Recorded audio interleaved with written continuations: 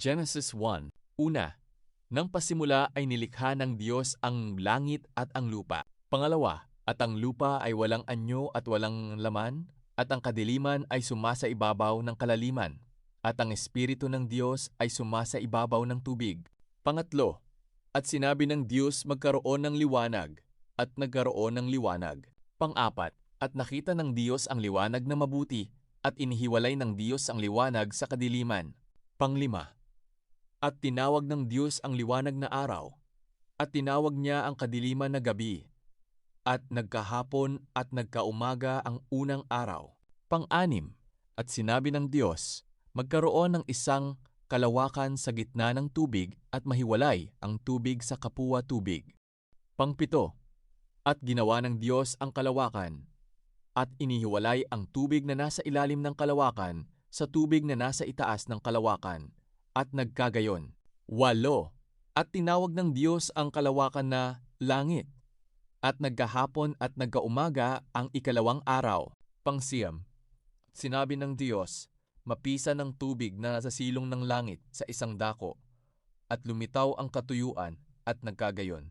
Pang-sampu, at tinawag ng Diyos ang katuyuan na lupa, at ang kapisanan ng tubig ay tinawag niyang mga dagat, at nakita ng Diyos na mabuti. 11, at sinabi ng Diyos, sibulan ng lupa ng damo, pananim na nagkakabinhi, at punong kahoy na namumunga ayon sa kanyang pagkakahoy, na taglay ang kanyang binhi sa ibabaw ng lupa at nagkagayon. 12, at ang lupa ay sinibulan ng damo, pananim na nagkakabinhi ayon sa kanyang pagkapananim at ng punong kahoy, na namumunga na taglay ang kaniyang binhi ayon sa kanyang pagkakahoy, at nakita ng Diyos na mabuti. 13, at nagkahapon at nagkaumaga at ikatlong araw. 14, at sinabi ng Diyos, magkaroon ng mga tanglaw sa kalawakan ng langit upang maghiwalay ng araw sa gabi, at maging pinakatanda at pinakabahagi ng panahon ng mga araw at ng mga taon. 15, at maging pinakatanglaw sa kalawakan ng langit upang tumanglaw sa ibabaw ng lupa, at nagkagayon. 16, at nilikha ng Diyos ang dalawang malaking tanglaw.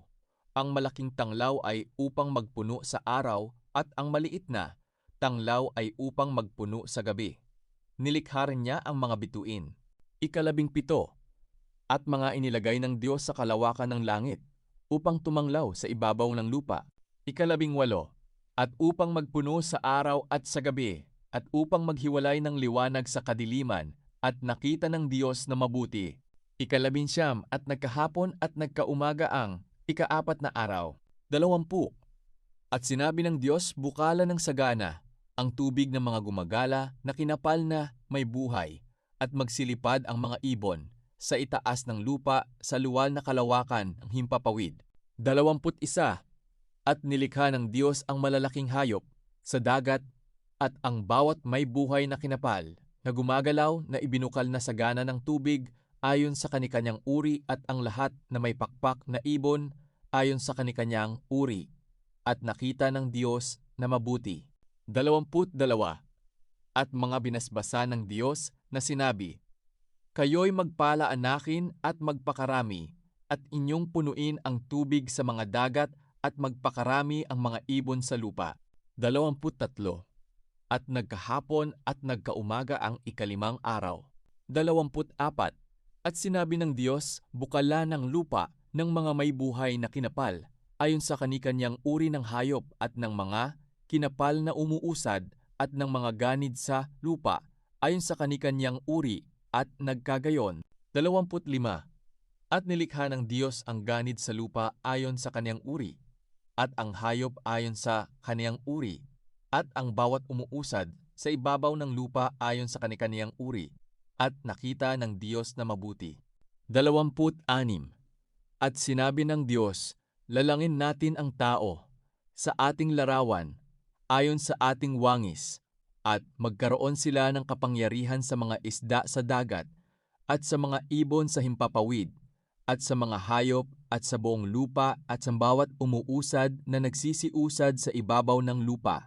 27, At nilalang ng Diyos ang tao ayon sa nalilingkay ng niyang sariling larawan. Ayon sa larawan anjes niyang sariling, sila na lalaki at babae. 28. At sila'y binasbasan ng Diyos. Sa kanila'y sinabi ng Diyos, kayo'y magpalaanakin at magpakarami at kalatan ninyo ang lupa at inyong supilin.